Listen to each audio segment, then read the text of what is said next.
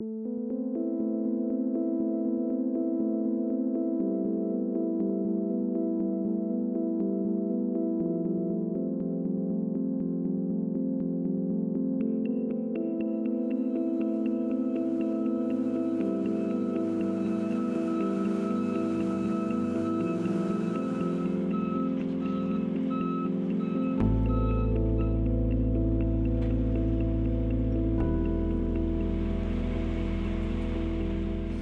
en 2017, suite à la tempête, le garde-corps s'est arraché parce qu'il y avait des plaques qui étaient posées dessus et ça avait fait beaucoup de prise au vent. Donc nous avons proposé de refaire ce garde-corps en tube acier.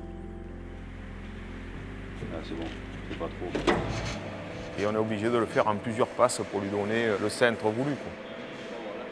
C'est vrai que dans les grosses usines, ils ont le plan, ils font la pièce. Et nous, on fait le contraire. Parce que chaque bâtiment, que ce soit les phares, les bouées, tout ça, on est obligé de s'adapter parce que c'est jamais la même. On prend 3 mesures et avec les 3 mesures, on fait une pièce. Voilà. Et après, nous avons soudé nos tubes.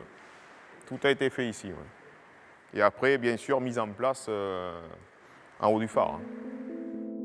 Suite à ces travaux provisoires, la direction interrégionale de la mer Sud-Atlantique, via les phares et balises, a décidé d'entreprendre des travaux de plus grande envergure sur le phare du Cap Ferret. Travaux de rénovation à la fois de peinture, mais de réfection d'un nouveau garde-corps.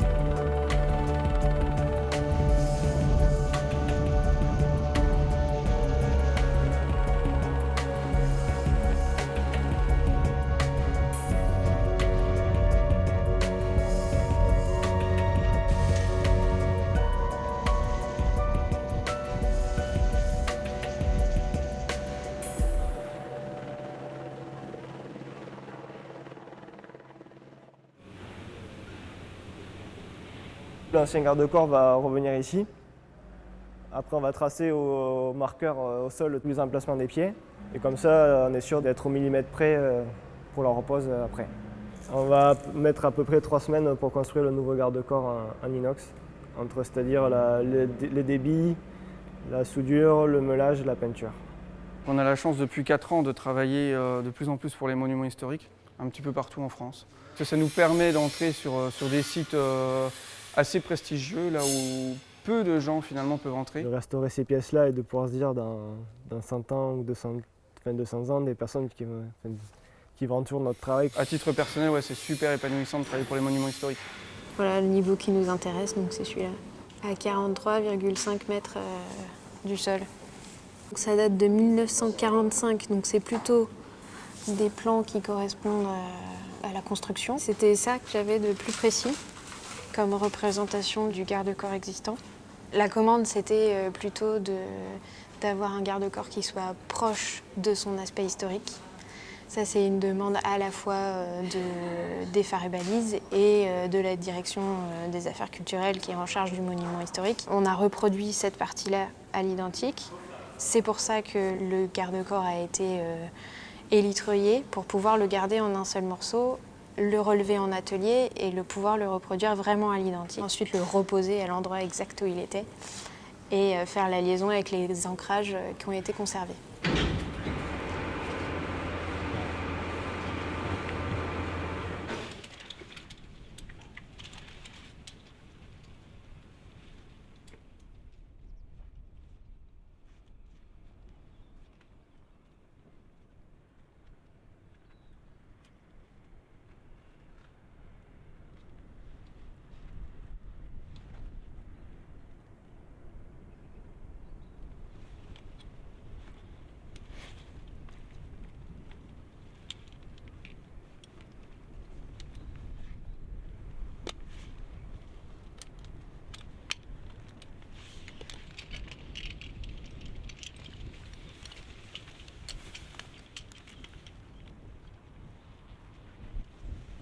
Descends vite. Ouais. Là c'est là où j'ai le crachet.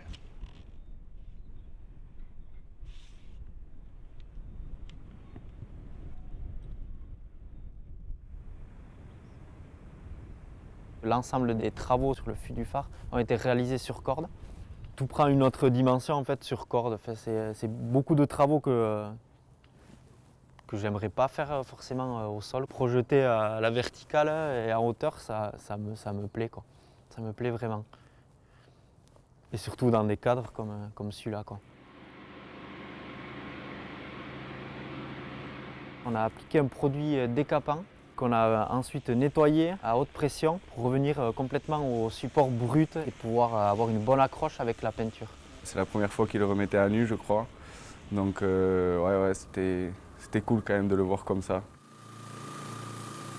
Les peintures sautaient partout, il y avait des grains, donc on avait des lunettes, on était assez protégés. Mais ouais, ça a mis vachement de temps par descente et c'était 10 heures tous les jours, quoi, carchérisé. C'était assez intense, ouais. On a quand même pris plein la tronche, quoi.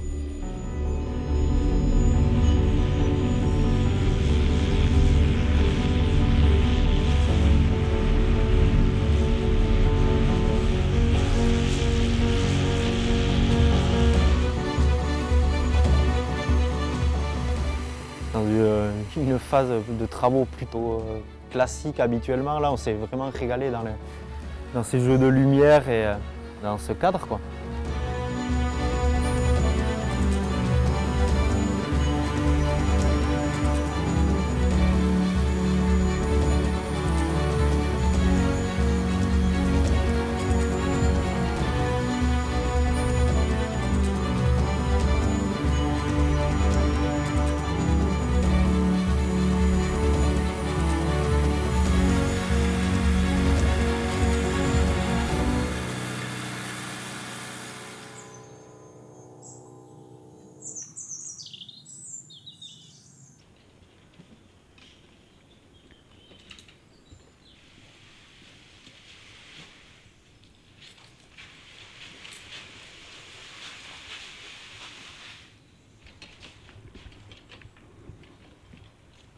Après le Karcher, il y en a 2 qui ont passé du produit anti-mousse, d'autres qui commencent à faire les masseaux. C'était un peu des postes différents, donc c'était de l'organisation pour essayer de s'arranger au maximum.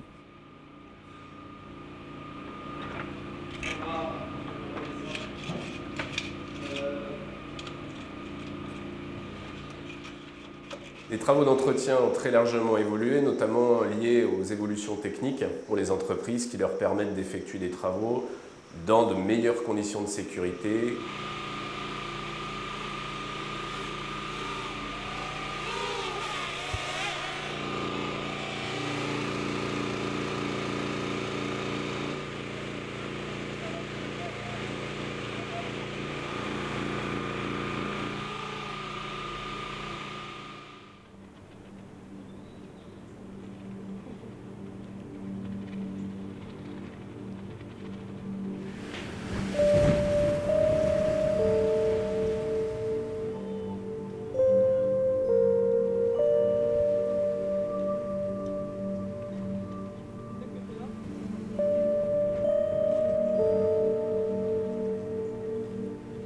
On a appliqué 3 couches, donc il y avait une couche primaire pour qu'il y ait une différence de support avec le béton et la peinture qui allait venir. En fait, on était encore en train d'appliquer le fixateur que notre poste a pu commencer la première couche de peinture en elle-même.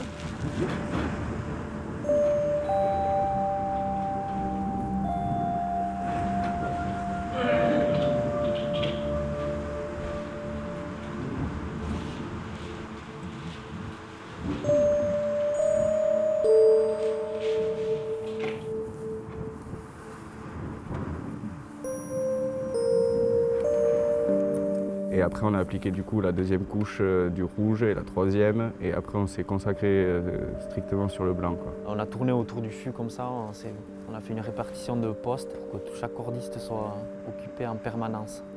Sans oublier les piétons qui nous ont fait toutes les fenêtres, poncer le bois, vernir, et donc ouais, ça a bien avancé le boulot.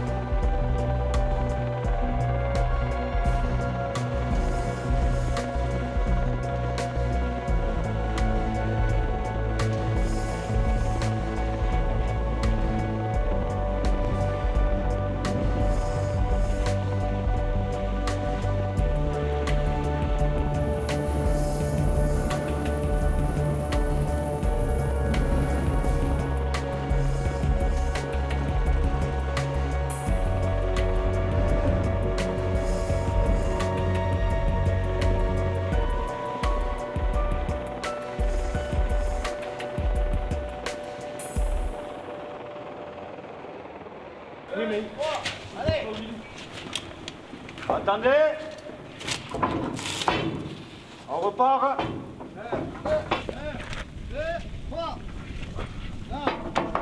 Là, on est posé dessus. Le 1 est parfait. Parfait.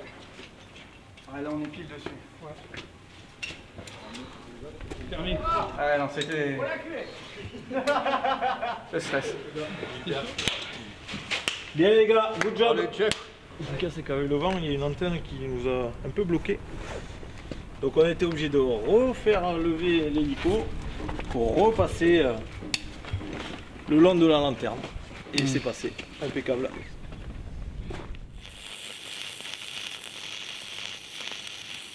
Ah voilà, ça revient.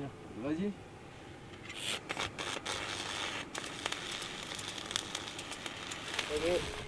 Allez, c'est bon.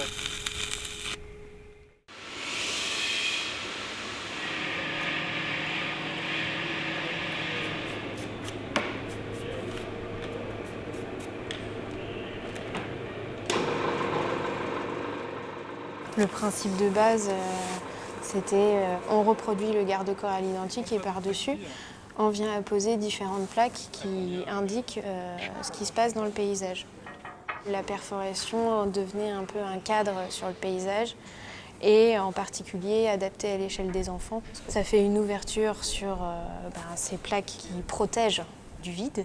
J'imaginais que les zéros des différents chiffres pouvaient permettre aux enfants de voir le paysage et du coup d'avoir un peu une interprétation à leur manière qui est différente, un peu ludique. Demain c'est terminé, quelques retouches et c'est bon, on rentre à la maison. On a passé du temps et des heures, mais bon, là, le résultat, on est tous contents et fiers de nous quand même. Pour des cordistes, bosser sur un phare, c'est pas souvent, donc on a eu la chance de le faire et c'est vraiment cool, ouais. C'est vraiment cool.